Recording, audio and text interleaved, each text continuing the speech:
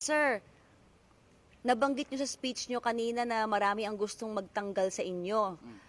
Pero gusto lang pong ipaabot sa inyo ng mga supporters nyo na pinagtatanggol po nila kayo sa social media. They are defending you on Facebook. And ano pong masasabi nyo po sa kanila, sir? Kaya hindi nila ako matanggal hanggang ngayon dahil nga sa mga supporters ko sa Facebook at sa labas.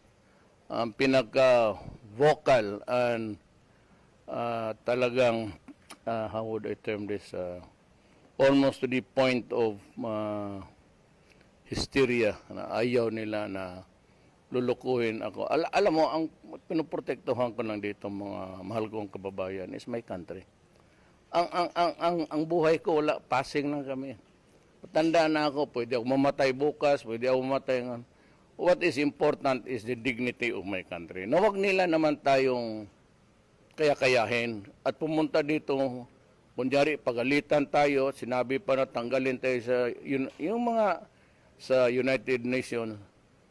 Alam naman itong mga turping ugok na to, pati yung kung nandyan pa yung ano nila, yung spokesman na mukha pa naman mukhang kung ano-anong pinagsasabi mo, you know that is not impossible. Do not, I am not as ignorant as you, stupid. Do not do that to me. My life, my career is not important. What is important is my nation, my country. Do not belittle it, and do not attribute it to my decision. It's my decision. It is not the decision of every Filipino.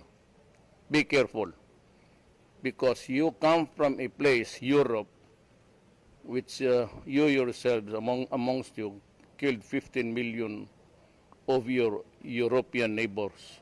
Remember the war, First World War, 1913 to 1916. How many Europeans were killed? By you, Europeans also. What, 15 million? And you now want to say that the morality there at that time was not as good as we have here now? What kind of a stupid...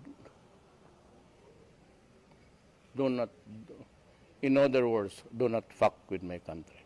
Okay? Parinig mo sa kanyang fuck. That fucking idiot. You can get a slap from me. If I see you anywhere, you can get a slap from me. Yung talagang sampal. Why? Because you are ignorant and stupid. I hate people who are stupid and ignorant.